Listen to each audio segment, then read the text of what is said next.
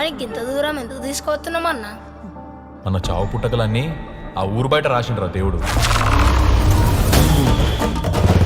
నమస్తే సర్పంచ్. నమస్తేనే. కుల పెద్దలు వచ్చి రారా. అరే ఈ కులపూరు శ్మశాన వాటికలకు ఆలోచించట్లేదు కదరా. ఏంది? అరే సర్పంచ్ సాబ్ చెప్తున్నాడు రా, విష్ణుగాడు వచ్చి కారు పట్టుకున్నా పని కాదని చెప్పేసి అంటున్నాడు.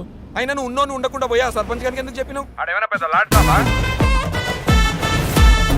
ఓటేసినవారా? అగో ఇంత పెద్ద మాట అన్నావు సర్పంచ్. నీ గుర్తుకే గుద్దినా. నీ ఓటు గుద్దినావా కాటర్ గుద్ది ఇంట్లో ఉన్నావా ఎవరు చూసిండ్వా? కరెక్టే. పెట్టుకుంటానే ప్లీజే. చంపా వలుగుతుంది. అది గట్టి కాదు, చిన్నగా పగలకుండా పెట్టుకుంటా. సరే అయితే మా అయ్యతో మాట్లాడి ముహూర్తం పెట్టించు. డైరెక్ట్ మండపానికి వస్తా నేను. ఎప్పుడన్నా ఇంటికి తీసుకొచ్చినా మీ నాన్ని? నిన్నటి వరకు నీకు మామలేడు నాకు నాన్నలేడు అని చెప్పి ఇప్పుడేమో బాధ్యతలు చూపిస్తున్నాడు. ఎట్లున్నామేంది మేమిద్దరం? నవ్వుతుర్రా ఊర్లో వాళ్ళంతా నీ మీద. భయపడినావా? పడాలే. అయిందేదో అయిపోయింది. పెద్ద మనుషులు మీరేదో ఒక పరిష్కారం చూపించండి. ఏ పరిష్కారం బొంగలేదు, ఇలా చెడు కడ కింద కాల్చుకోరు.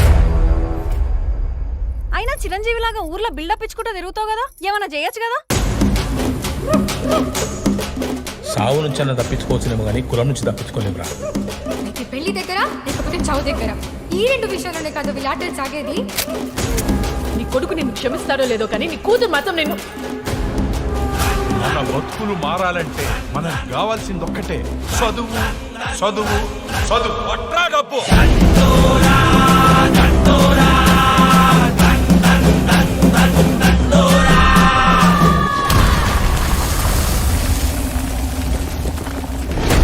ఏం పెద్ద మనిషి, నువ్వు చేసింది తప్పు అని తెలుసుకోవడానికి 3 సంవత్సరాలు పట్టిందా?